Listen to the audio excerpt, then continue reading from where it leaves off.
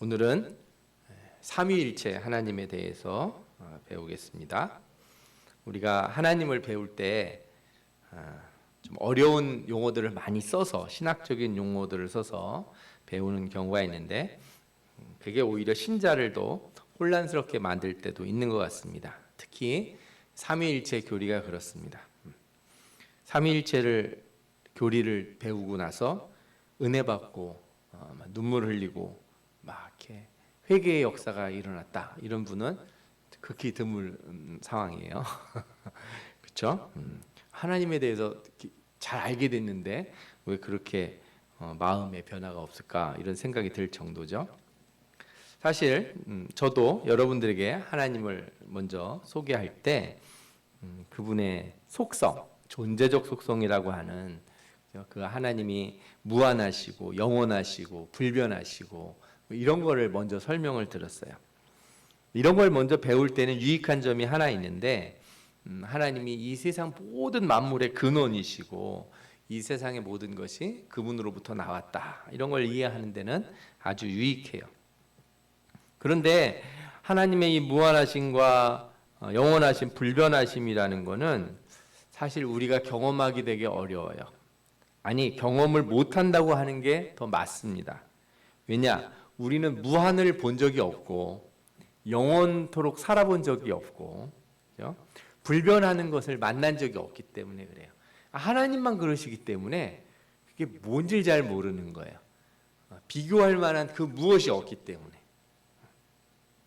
그런 면에서 우리가 하나님이 계시다는 건 아는데 하나님이 어떤 분이신지는 사실은 추상적으로 안다 이렇게 말하는 게 더 적절할 것 같아요.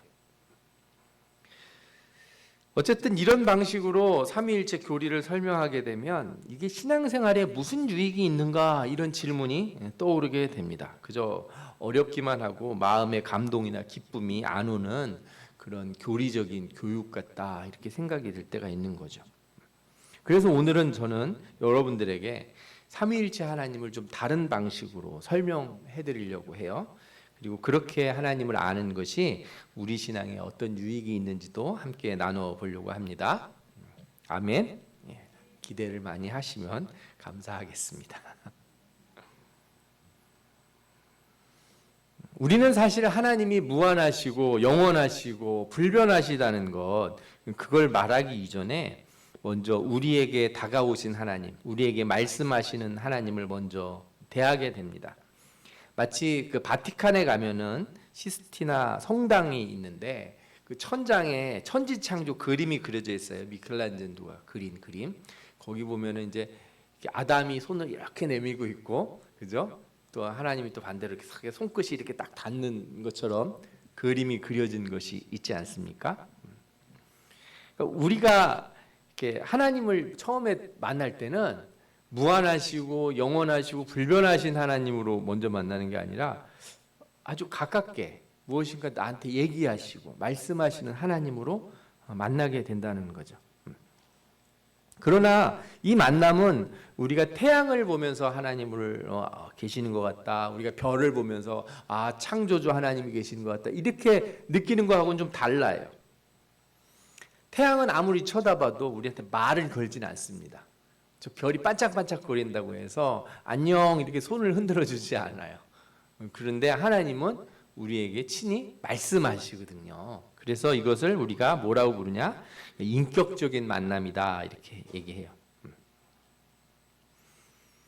성경에 보면은 하나님이 사람을 만든 첫 순간에 대한 묘사가 나오는데 창세기 1장에 나옵니다. 창세기 1장에 하나님이 자기 형상 곧 하나님의 형상대로 사람을 창조하시되 남자와 여자를 창조하시고 하나님이 그들에게 복을 주시며 하나님이 그들에게 이르시되 생육하고 번성하여 땅에 충만하라 땅을 정복하라 바다의 물고기와 하늘의 새와 땅에 움직이는 모든 생물을 다스리라 하시니라 이런 말씀이 나와요. 이게 처음 등장하는 하나님과 인간과의 관계예요. 인간이 처음에 딱 만들어져서 눈을 딱 떴는데 뭐가 많아요. 막 나무도 있고 막 하늘에 해도 있고 새도 돌아다니고 그냥 뭐 만져봤더니 이제 우리가 물이라고 하는 거죠. 액체가 있고 물고기가 있고 막 이러는 거죠. 우리는 창조주 하나님을 그렇게 경험할 수 있어요. 그런데 거기서 그치지 않고 하나님은 인간에게 말씀을 하시는데 첫 번째 말씀이 뭐냐? 복을 주신다는 거예요. 창세기 1장에 하나님이 인간에게 대해서 하신 첫 번째 말씀이 뭐냐? 사람에게 복을 주시래. 이렇게 얘기하세요. 아멘. 복을 주시는 하나님, 복을 주시는 하나님. 우리가 만나는 첫 하나님은 복 주시는 하나님입니다. 그리고 그 복에 따라서 번성하고 충만하고 정복하고 다스리라 하는 임무를 부여받아요. 그래서 나보다 먼저 있던 모든 생물들을 다 다스릴 수 있는 권세가 우리에게 생겼어요. 사자나 호랑이나 이게 우리보다 먼저 있었고, 사실 이 지구에서 먼저 차지하고 있으면 주인 노릇을 할 수 있지 않습니까? 땅도 여기 내가 먼저 차지야 하다못해 버스를 타도 자리 제가 맡아놨어요 이러면 우리가 비켜줘야 되잖아요. 그런데 우리 호랑이 사자가 여기 내 땅이었어 이렇게 얘기해도 우리는 아랑곳하지 않아요. 왜? 하나님이 우리에게 다 우리 거라고 얘기했다. 그래서 우리가 그걸 믿고 그걸 받아들이는 거예요. 이것을 통해서 우리는 하나님이 세상을 만드신 분일 뿐만 아니라 그것을 관리하시고 다스리시는 권세가 있는 분이고 그 권세를 우리에게 주셨다는 것도 알게 되는 거예요. 그리고 그 말씀에 따라서 우리가 이 땅에 번성하고 충만하고 정복하고 다스리는 것은 아주 힘든 의무가 아니라 축복이라는 걸 깨닫게 됩니다. 성경이 분명히 그걸 뭐라고 말했어요? 축복이다 이렇게 말씀하고 있어요. 그러니까 결혼해서 애기 낳고 이렇게 잘 사는 거는 고생이에요, 복이에요? 복이에요. 예, 복입니다. 아멘. 예, 청년들 아멘 하세요. 결혼해서 애 낳고 이렇게 사는 거는 엄마 보니까 너무 힘들 것 같아. 애들 말도 되게 안 듣고 자기만 봐도 알 수 있잖아요. 나 같은 딸, 나 같은 아들 낳다가는 큰일 나겠다 싶어서 결혼 안 하고 애 안 낳겠다는 사람들이 많아요. 근데 그러면 안 돼요. 예. 그거는 결혼해서 이렇게 생육하고 번성하고 다스리고 뭐 이런 거는 뭐라고요? 다 복이다. 하나님이 주신 복. 복을 걷어차는 사람은 되지 말아야 된다. 아멘. 주신 복도 걷어차면 무슨 복을 또 받으려고 그러겠어요. 중요한 거는 하나님이 복을 주실 때 이게 일방적 선언이 아니에요. 하나님이 그냥 말씀하시고 알아서 잘해봐 하고 돌아가신 분이 아니라는 거예요. 이 복을 주신 하나님, 말씀하시는 하나님 앞에 우리는 한 가지를 반드시 해야 되는 게 있어요. 그게 뭐냐면 하나님이 복을 주신다 그러면 우리는 거기에 대해 뭐라고 얘기해야 되냐면 믿습니다. 아멘 해야 돼요. 아멘. 네, 이거 믿음이라는 거예요. 믿음의 반응을 해야 되는 거예요. 하나님이 뭘 하시면 항상 거기에 우리는 어떤 반응을 해야 된다? 믿음의 반응. 이게 중요한 거예요. 믿음이라는 게 뭐냐면 우리가 여기 길에 갈 때 땅이 갑자기 푹 꺼져서 우리가 죽을 거라는 생각은 안 하잖아요. 땅이 갑자기 꺼질 거라고 안 믿어요. 그죠? 하늘에 해가 뜨는데 동쪽에서 매일 뜬다는 거 믿으세요? 믿죠. 그런데 그거는 우리가 해가 동쪽에서 뜬다고 믿는다고 태양하고 저하고 무슨 특별한 관계가 만들어지는 건 아니에요. 내가 땅이 안 꺼진다고 믿는다고 해서 땅한테 빌진 않아요. 나를 도와주시는 땅이시여 이렇게 빌지 않는다고요. 그거는 그냥 그런 믿음은 우리가 말하는 믿음이 아닌 거예요. 해는 당연히 동쪽에서 뜨죠. 그건 그렇게 우리가 다 알고 있고 그걸 믿어요. 그러나 하나님을 믿는다는 거하고는 본질적으로 다른 거예요. 하나님이 원하시는 믿음이라는 거는 인격적인 반응이에요. 인격적인 반응. 내가 하나님한테 무엇인가를 구할 수 있고 기도할 수 있고 하나님이 하시는 말씀을 내가 들을 수 있고 이런 관계에서 만들어지는 믿음이다. 아멘. 네.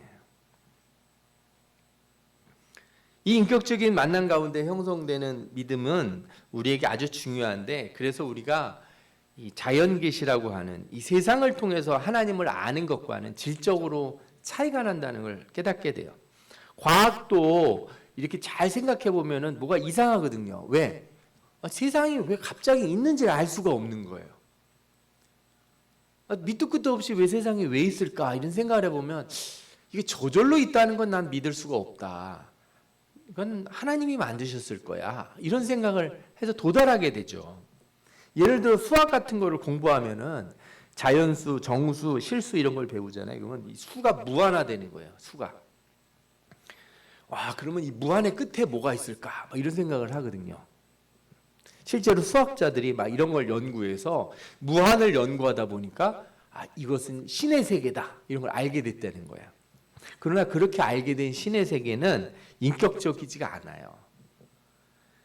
그래서 아주 유명한 수학자 칸토어라고 하는 사람이 있었는데 이 사람이 무한에 대해서 열심히 연구하고 공부를 해서 알게 됐어요. 그런데 이 사람은 정신병에 걸려서 죽게 돼요. 무한을 발견해서 하나님의 세계를 알았다 생각했지만 정작 자신의 마음을 인격적으로 보다듬어주는 세계가 아니었다는 거예요. 그거는 수학에서 만들어지는 세계가 아니고 어디에서 나와요? 이 성경에서 나와요. 성경을 통해서 하나님을 만난 사람만이 인격적인 만남을 하게 된다는 거예요. 자, 이제 우리는 하나님을 아는 데 있어서 인격적인 측면이 되게 중요하다는 거 알게 됐습니다. 관계적인 측면, 인격을 통해서 만나는 이 관계가 아주 중요하다 이걸 알게 됐어요. 그 다음에 성경에는 우리에게 또 뭘 가르쳐 주시냐면 하나님이 우리에게 명령을 하나 주셨다는 걸 알게 돼 있어요. 앞서서 생육하고 번성하라고 하는 명령과 달리 이 명령은 아주 구체적이고 특별해요. 나무의 열매를 따먹지 마라 이렇게 해놨어요. 하나님이 선악을 알게 하는 나무를 만드시고 그거 따먹지 마라. 먹으면 죽는다. 하나님과 인간과의 관계가 한쪽으로만 일방적으로 흐르지 않는다는 데서는 우리가 이런 말씀을 보면 알 수가 있어요. 하나님은 복만 주시는 게 아니고 우리가 지켜야 될 계명도 주세요. 우리가 이걸 반드시 지켜야 되는 거예요. 안 지키면 안 돼요. 사실 우리가 안 지킨다고 해서 하나님한테 어떤 영향을 주는 건 아니에요. 우리가 뭐 선악과를 따먹는다고 하나님이 기분이 상하시거나 하나님이 막 내가 그냥 만들어 놓은 걸 다 망쳐버렸네 화를 내시거나 전혀 그러시지가 않아요. 하나님의 계획에는 아무것도 변함이 없어요. 하나님은 어떤 분이시기 때문에 불변하시는 분이기 때문에. 그런데 하나님은 우리에게 약속을 하시고 이렇게 뭐라 그럴까요? 이거를 언약이라고 표현하는데 우리는 쉽게 말하면 계약을 하신 거예요. 계약. 조건이 있는 계약서를 서로 쓴 거예요. 전적으로 하나님한테 불리하죠. 하나님은 굳이 뭐 그럴 이유가 없는데 왜 인간에게 일부러 복을 주시겠다고 이런 계약을 하시냐 이거예요. 인간에겐 너무 유리한 것이 이 계명은 어렵지도 않고 그냥 하나 안 먹으면 그만이에요. 아주 쉬운 거예요. 그러나 이걸 지킴으로써 어떤 일이 생기냐면 우리와 하나님 사이에 특별한 계약 관계가 있다는 걸 알게 돼요. 하나님과 우리는 특별한 사이야.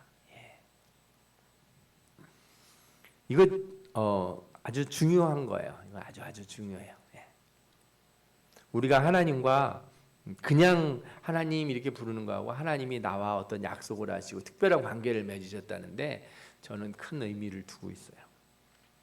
오늘 우리 장미하고 다나가 저한테 빼빼로데이 선물을 줬어요. 빼빼로데이 선물, 빼빼로는 저도 돈 주고 사 먹을 수 있어요. 얼마든지. 아무 때나. 달라요. 그걸 딱 줬을 때 특별한 관계라는 걸 우리가 느끼게 되잖아요. 그러니까 하나님이 우리에게 그게 여러분들은 그 나무가 무슨 특별하다고 생각하시면 안 돼요. 그 나무 열매가 무슨 여기 씨가 있냐 없냐, 뭐 이게 사과같이 생겼냐, 배처럼 생겼냐, 껍질을 벗겨 먹어야 되는 거냐, 이건 중요하지 않아. 이건 아무 그런 문제가 아니에요. 그런 약속이 있다는 게 훨씬 중요한 거예요. 그 약속이 있다는 것 자체가 하나님과 우리와의 관계가 특별한 관계라는 걸 보여준다는 거죠. 이것으로써 우리는 우리 자신이 누군지도 알게 돼요. 아, 우리는 특별한 사람들이구나. 적어도 우리는 하나님과 약속 안에 있는 사람들이구나. 이걸 알 수 있다는 거예요. 하나님은 고래도 만들고 멍멍이도 만들고 뭐 캥거루도 만들고 사자도 만들었지만 어떤 생물과도 그런 약속을 맺은 적이 없어요. 하다못해 천사하고도 약속을 맺지 않았어요. 오직 누구와 약속을 맺었어요? 우리 사람하고 약속을 맺었어요. 이 인격적 관계, 이게 얼마나 중요한지 그 다음에 성경에서 한 가지 우리에게 더 가르쳐 주는 게 있어요. 그건 뭐냐면 하나님이 사람을 혼자 있는 것이 좋지 아니하니 내가 그를 위하여 돕는 배필을 지으리라, 이런 말씀을 하세요. 자, 우리가 하나님과의 관계에서만 우리를 아는 게 아니고 하나님이 또 어떻게 하셨냐면 너도 혼자 있지 말고 여럿이 있어라. 여럿이서 관계를 맺어라. 이렇게 정의해 주신 거예요. 이건 정말 놀라운 일인데, 왜냐하면 하나님이 관계를 맺을 존재를 만드실 때 외부에서 끌어오지 않았어요. 예를 들자면 호랑이를 한 마리 데리고 오서 야, 너는 호랑이랑 사이좋게 지내라, 이렇게 얘기하지 않았다는 거예요. 혹은 사람을 똑같이 만들더라도 외적으로 만들고서 가져와서 너 이 사람하고 친하게 지내라, 이렇게 하지 않고 사람을 만들 때 어디에서 만들어요? 아담의 갈빗배를 이용해서 사람 속에서 사람을 만드셨어요. 사람 안에서. 그래서 우리가 관계를 형성할 때 그 특징이 나와요. 우리가 관계를 맺는 모든 사람은 사람에게서 나온 사람들이에요. 아멘. 이거 중요한 얘기예요. 우리가 관계를 맺고 인격적으로 대하는 모든 사람은 어디서 나왔다고요? 사람에게서 나왔다고요. 사람에게서 나오지 않은 그런 존재와 우리는 인격적인 관계를 맺을 수가 없어요. 그래서 동물을 대하실 때도 인격적으로 대하라는 얘기를 하는데, 동물은 동물답게 대하시면 돼요. 오해하시면 안 돼요. 이 말 표현을 잘 생각하셔야 돼요. 동물을 뭐답게 대하라고요? 동물답게. 사람은 사람답게. 동물을 사람답게 대하거나 사람을 동물답게 대하면 안 되죠. 예. 왜? 사람은 특별하기 때문에, 사람 안에서 나와서. 그러면서 또 어떻게 말씀하시냐면 남자가 부모를 떠나 그 아내와 합하여 둘이 한 몸을 이룰지로다, 이렇게 말씀하셨어요. 너무 이상하지 않아요? 사람 몸속에서 사람을 만드시고 다시 어떻게 되라 그래요? 하나가 되라, 이렇게 말씀하셨다는 거예요. 이게 그냥 단순히 남녀관계, 부부관계만 의미하는 게 아니에요. 이 관계의 하나됨이라는 게 우리에게 주어진 하나님의 존재의 형상과 아주 밀접한 관계가 있다는 걸 여러분들이 꼭 기억하시기 바랍니다. 뒤에 가면 이 말씀들이 다 이해가 될 거예요. 이렇게 하나님이 우리를 인격적 존재, 관계를 맺는 존재로 만드셨는데, 우리가 잘 아는 대로 아담과 하와가 범죄했어요. 그리고 하나님이 하나님 앞에 죄를 범해서 하나님과의 관계도 깨지고 사람들 사이의 관계도 깨져요. 그래서 사람들은 항상 뭐라고 그러냐면 불안하고 소외되고 외롭고 고독하고 맨날 그런 얘기해요. 어떤 시인이 뭐라고 그랬냐면 함께 있어도 당신이 그립다. 뭐예요 도대체? 옆에서 같이 자고 있는데 나는 당신이 그리워. 뭐 시인의 나름대로의 애절한 마음을 표현한 것 같지만, 한편으로 보면, 실존적으로 보면 인간의 고독의 모습을 보여주는 건 아닌가, 이런 생각이 듭니다. 하나님은 인간이 죄를 범해서 이 불안과 소외 속에서 살지 않도록 나름의 대비책을 주셨는데, 첫 번째로 율법을 주셨어요. 그래서 이 율법은 관계를 회복할 수 있도록 도와줘요. 율법이. 십계명을 보면 첫 번째 4계명은 누구와의 관계를 회복하게 도와줘요? 하나님과의 관계를 회복하도록 도와줘요. 그럼 나머지 6계명은 누구와의 관계를 회복하도록 도와줘요? 사람과의 관계를 회복하도록 도와주는 거예요. 그런데 인간이 이거를 못 지키는 거예요. 그래서 하나님께서는 직접 오시기로 했어요. 이 글자적으로, 문자적인 율법을 주시는 게 아니라 말씀, 하나님의 말씀이 직접 이 세상에 오시기로 했어요. 그분이 바로 그리스도시고, 이 그리스도는 십자가의 죽으심으로 하나님과 우리 사이의 관계를 회복시키시고 사람과 사람 사이의 관계를 회복시키시는 분이에요. 우리가 오늘 읽은 성경에 중요한 내용이 나오는데, 그것이 바로 하나님이 예수 그리스도가 이 땅에 오셔서 하시고자 하는 큰 목표 중에 하나라는 거예요. 아버지요, 아버지께서 내 안에, 내가 아버지 안에 있는 것 같이 그들도 다 하나가 되어. 또 뭐라 그랬냐면 우리가 하나 된 것 같이 그들도 하나가 되게 하려 함이니이다. 우리가 읽었던 본문에 나오는 말씀이에요. 내가 그들 안에 있고 아버지가 내 안에 계시어 그들로 온전함을 이루어 하나가 되게 하려 함은, 그러니까 하나님이, 예수님이 오신 큰 목표 중에 하나가 뭐라는 거예요? 하나 되게 하심. 하나 되게 하심이 큰 목표라는 거예요. 이게 언제 주어진 명령이에요? 사람을 처음 만들 때 주어진 명령이라는 거예요. 이게. 그죠? 남자가 여자가 어떻게 될지라? 하나가 될지라. 꼭 남녀라고 생각하지 마요. 인간은 모두 어떻게 돼야 돼? 그래서 하나가 돼야 된다. 한 마음이 되어야 된다. 이게 창조의 뜻이거든요. 이 뜻을 회복시키러 오신 분이 누구예요? 예수님이시다. 이렇게 얘기 드리면 이제 여러분들이 잘 알겠어요. 근데 이게 무슨 삼위일체하고 무슨 관계가 있지 하는 생각이 들 거예요. 그런데 우리가 읽었던 본문을 잘 살펴보면 이 모든 것이 삼위일체 하나님의 독특한 특성에서부터 나왔다는 걸 알게 돼요. 먼저 하나님은 하나 되신 분이라는 거예요. 하나님은 홀로 계신 분이 아니라 어떤 분이에요? 하나 되신 분, 이렇게 말할 수 있어요. 오늘 예수님의 말씀에서는 아버지와 내가 하나 된 것 같이 이렇게 표현했어요. 그러니까 적어도 우리는 하나님이 세 분인지 네 분인지 몇 분인지 이렇게 생각하기 전에 일단 두 분은 넘는다는 거는 알 수 있어요. 그죠? 두 분은 넘는다. 이 말씀만 딱 그냥 문자적으로만 보면 여러분들한테 아주 쉽게 가려고 그러는 거예요. 이미 알고 있다고 생각하시면 이렇게 접근을 못하니까 제가 그냥 아무것도 모른다고 생각하고 쭉 설명을 드리는 거예요. 잘 따라오시면 돼요. 그래서 우리가 하나 되면 하나님 자신의 속성을 따라서 우리도 그렇게 해야 된다고 말씀하시는 거구나. 그러니까 하나님의 형상을 따라서 우리가 만들어졌기 때문에 우리도 그렇게 되는구나. 자, 그러면 우리는 여기서 놀라운 사실을 하나 깨닫게 되죠. 우리는 그러면 어떻게 만들어졌지? 우리는 우리 안에서 우리가 나왔어요. 사람 안에서 사람이 나왔잖아요. 하나님도 그러신가? 이렇게 생각해 보실 수 있을 거예요. 놀랍게도 그래요. 성경을 보면 말씀이 육신이 되어 우리 가운데 거하심에 우리가 그의 영광을 보니 아버지의 독생자의 영광이요 은혜와 진리가 충만하더라.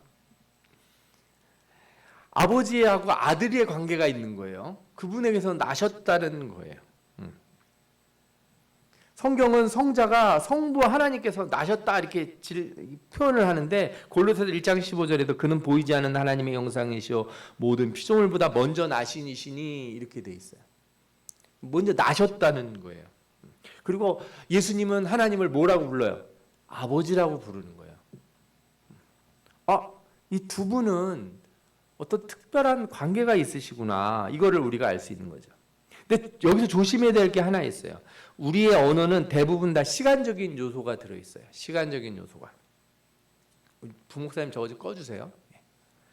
시간적인 요소가 있어서 우리가 성부가 성자를 낳으셨다 그러면은 어떤 생각을 갖게 되냐면 성부는 먼저 있으셨고 성자는 나중에 만들어지신 것 아닌가? 이렇게 생각을 한다는 거예요. 그러나 여러분들은 그걸 오해하시면 안 돼요. 왜냐하면 성자가 계실 때, 성자가 나실 때는 시간이 없었어요. 영원 전이에요.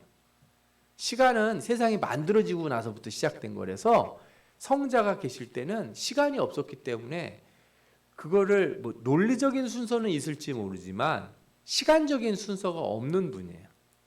그래서 예수 그리스도가 하나님께서 나셨다 이렇게 말해서 아무 우리가 생각하는 그런 위아래의 개념을 가지실 필요가 없는 거예요. 여기서 어떤 분은 왜 성부는 성자를 낳으셨는가 이렇게 질문할 수 있을 거예요. 근데 이거는 좀 이상한 질문으로 가게 돼요. 왜냐하면 그 질문 자체가 그러면 성부는 왜 계시는가 이렇게 묻는 거랑 뭐가 다르겠어요? 질문 자체가 그렇게 올라가게 돼 있어요. 성부 하나님께서 성자 하나님을 왜 낳으셨는가 이렇게 말했을 때 대답을 해주면 그 다음에는 무슨 질문이 나오게 되냐? 성부 하나님은 왜 혼자 계시는가 처음에 이렇게 묻게 된다는 거죠.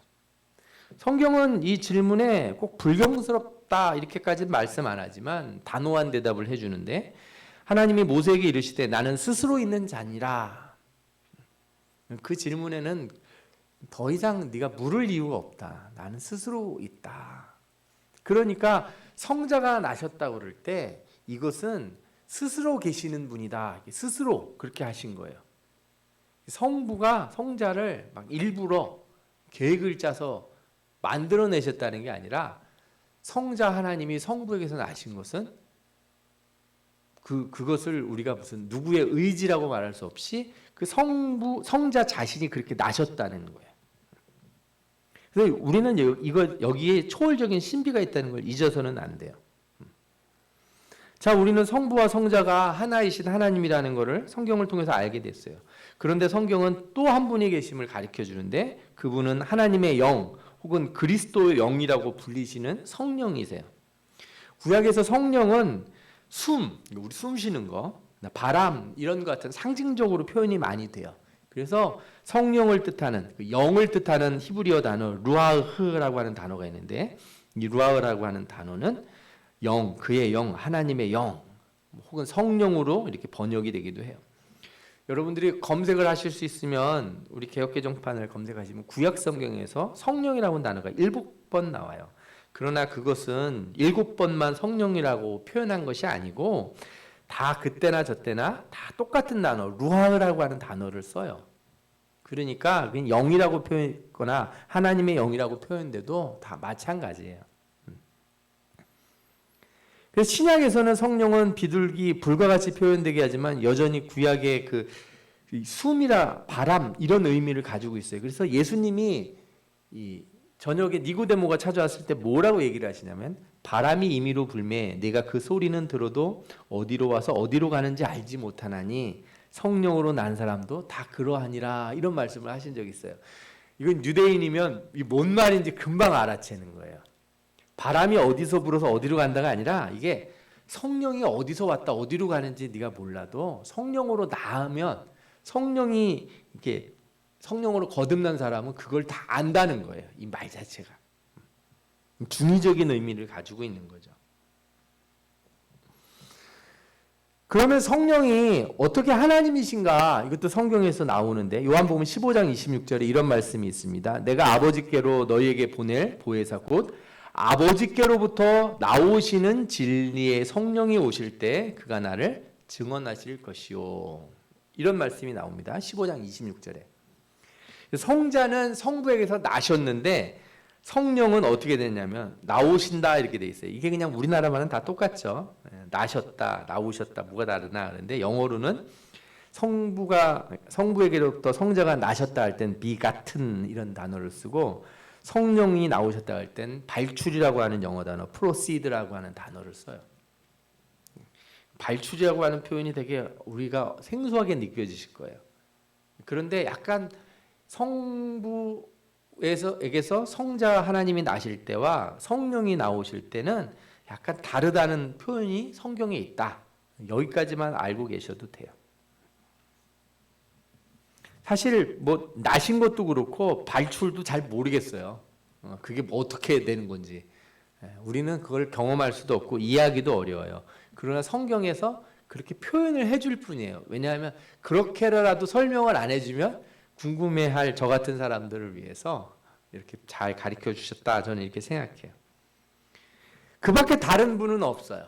그 밖에 다른 누구도 아버지 하나님께서 나셨다거나 이렇게 속해 있다거나 이렇게 표현되어 있는 부분이 없어요. 그냥 단순히 우리가 창조된 피조물로서 하나님께 속해 있다 이런 거와 달리 이 세 분의 표현은 전혀 다른 것이라는 거죠. 그리고 이 세 분은 서로가 서로를 인격적으로 대하셔요. 함께 하시면 나눠지지 아니하시고 서로가 서로에게 어떤 것도 숨기지 아니하신다는 거예요. 이런 관계를 우리가 무엇이라고 부르냐? 이 관계를 요한일서 4장 7절에 의거하면 이렇게 나옵니다. 사랑하는 자들아 우리가 서로 사랑하자. 사랑은 하나님께 속한 것이니 사랑하는 자마다 하나님으로부터 나서 하나님을 알고 사랑하지 아니하는 자는 하나님을 알지 못하나니 이는 하나님은 사랑이심이라. 아멘. 그러니까 성부 하나님, 성자 하나님, 성령 하나님이 서로 관계를 맺고 있는 거를 한 단어로 표현하라 그러면 뭐예요? 사랑이다. 이렇게 표현할 수 있어요. 그래서 요한복음 17장 23절 우리가 읽은 곳에서도 뭐라고 나옵니까? 내가 그들 안에 있고 아버지께서 내 안에 계시어 그들로 온전함을 이루어 하나가 되게 하려 함은 아버지께서 나를 보내신 것과 또 나를 사랑하심 같이 그들도 사랑하신 것을 세상으로 알게 하려 함이로소이다. 17장 26절에도 나옵니다. 내가 아버지의 이름을 그들에게 알게 하였고 또 알게 하리니 이는 나를 사랑하신 사랑이 그들 안에 있고 나도 그들 안에 있게 하려 함이니이다. 그러니까 예수님은 하나님이 자신을 어떻게 대하신다고 말씀하시는 거예요? 사랑으로. 예수님도 하나님을 어떻게 해요? 사랑으로. 이 삼위일체 하나님의 그래서 특징이 뭐냐 그러면 사랑으로 하나 되신 분이다. 성경에 다른 표현이 거의 없어요. 삼위일체 하나님이 어떻게 계시냐 이렇게 물으면 딱 한 구절로 이해할 수 있어요. 그분은 사랑이시고 세 분은 사랑으로 하나 되신다. 그 세 분이 뜻이 하나라는 걸 어떻게 알 수 있어요? 그 세 분이 서로 사랑하시기 때문에. 그 세 분의 마음이 서로 다른 마음을 품지 않는다는 걸 어떻게 알 수 있어요? 서로 사랑하시니까. 이제 여기서부터 우리가 삼위일체를 배워나가는 거예요. 사랑의 삼위일체 하나님의 본질이에요. 우리가 위격이라고 부르는 뭐 본질과 위격, 뭐 헬라어는 뭐 우시아, 뭐 휘포스타치스, 뭐 이런 어려운 단어들 막 있는데 이런 거 다 빼버리세요. 몰라도 돼요. 우리가 하나님에 대해서 알려고 할 때 삼위일체 하나님이 어떻게 계시냐? 사랑으로 하나 되신다. 그래서 그걸 우리가 어려운 말로 뭐라면 내재적 삼위일체 이렇게 불러요. 내재적 삼위일체. 하나님이 세 분이 안으로 그런 관계로 같이 계신다는 거예요. 그러면 반대로 우리를 향해서 뜻을 드러내시는 것, 그죠? 구원의 뜻, 창조의 뜻 이런 걸 드러내시잖아요. 이때 우리가 알게 되는 삼위일체 하나님을 뭐라 부르냐면 경륜적 삼위일체다 이렇게 불러요. 바깥으로 드러나시는 하나님. 우리를 사랑하시고 구원하시고 복을 주시고 하는 하나님으로 우리가 그 삼위일체 하나님을 만나게 되잖아요. 그런데 이건 똑같은 거예요. 하나님이 우리를 왜 사랑하세요? 우리를 왜 구원하시려고 그래요? 하나님이 왜 세상을 만드셨어요? 어떻게 하시기 때문에? 사랑하시기 때문에. 그래서 답이 그것밖에 없어요. 그래서 신자가 은혜를 많이 경험하면 하나님 앞에 자꾸 그 질문밖에 안 해요. 뭐라고 질문해요? 왜 날 사랑하나? 은혜 받으면 무슨 생각이 훅 들어요? 왜 날 사랑하나? 여기 강대상에 쓸 때마다 그런 마음이 들어요. 아니 세상에 잘난 사람들이 얼마나 많고 이 목회자 하겠다고 개척하겠다고 그 발부둥치는 사람이 세상에 얼마나 많은데 왜 저를 이렇게 부르셔서 목사가 되게 하시나? 그 말은 다른 말로 제가 뭐라고 표현할 것 같아요? 왜 날 사랑하십니까? 세상에 많은 사람들이 있고 똑똑한 사람도 많은데 왜 나를 부르셔서 예수 믿는 집 태어나게 하시고 혹은 나로 하여금 왜 예수님을 알게 돼서 이 자리에 있게 하십니까? 그 질문을 다르게 말하면 뭐라고요? 왜 날 사랑하십니까? 삼위일체 하나님을 안다는 건 사랑의 하나님을 안다는 거예요. 사랑으로 하나 되신 그 하나님을 아는 것이고 더 나아가서 우리도 어떻게 해야 된다는 거예요. 그래서 서로 사랑으로 하나 돼야 된다는 거예요. 삼위일체 하나님이 사랑으로 세상을 창조하시고 인간 안에 하나님과 같은 사랑의 관계를 맺을 수 있도록 해주셨어요. 예수 그리스도가 그러니까 성자가 성부에게서 나신 것처럼 모든 사람이 어디서 나왔다고요? 사람에게서 나왔다고요. 그리고 어떻게 하라고 그래요? 사랑으로 하나 되라고 말씀하잖아요. 삼위일체 하나님이 그러하듯이 너희도 그렇게 하라는 거예요. 여러분들 저는 결혼의 신비가 엄청 크다고 생각해요. 말씀을 잘 생각해 보면 이거는 특별히 우리에게 주신 복이에요. 특별히 우리에게 주신 복. 우리는 뭐 이렇게 남자 여자 상관없이 남녀노소 전부 상관없이 하나됨을 항상 지향해야 되는데 인간에게 특별한 복을 주셔서 그 삼위일체 하나님과 하나님이 경험하는 그 하나됨의 축복을 누릴 수 있도록 해주신 것 중에 하나가 결혼이다. 그래서 바울이 깊이 생각하다가 여기 놀라운 뜻이 있다. 예수 그리스도와 교회와의 관계가 이런 관계다. 이렇게 말할 정도예요. 사랑으로 하나 된 관계. 그리스도가 몸을 내주셨잖아요. 사랑으로. 하나 되게 하셨. 내 몸이 되게 하셨다는 거예요. 내 몸이 아닌데 그리스도의 몸이 아닌 우리를 어떻게 하셨어요? 자신의 몸을 내어주심으로 자신의 몸으로 받아들이셨다는 거잖아요. 그 놀라운 비밀이 거기 있다. 이런 말씀을 하실 정도예요. 그러니까 제가 보면 세상에서 제일 하나님 말씀 안 듣는 사람이 어떤 사람들일까 보면 사랑 안 하는 사람이에요. 혹은 사랑 안 하기로 결심한 사람들. 어떤 사람들이에요.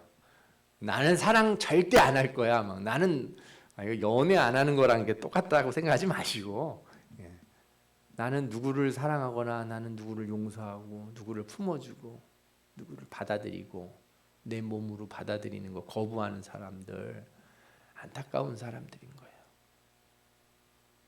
내가 너는 절대 못 받아들이겠다. 나는 저 사람하고는 절대 나는 이렇게 손끝 하나 난 대고 싶지 않다. 이런 마음을 갖는 것처럼 불행한 사람이 없는 거예요. 이 사람은 삼위일체 하나님의 사랑을 거부하는 거예요. 사랑으로 하나 되라고 하는 그 말씀을 거부하는 사람이라는 거죠.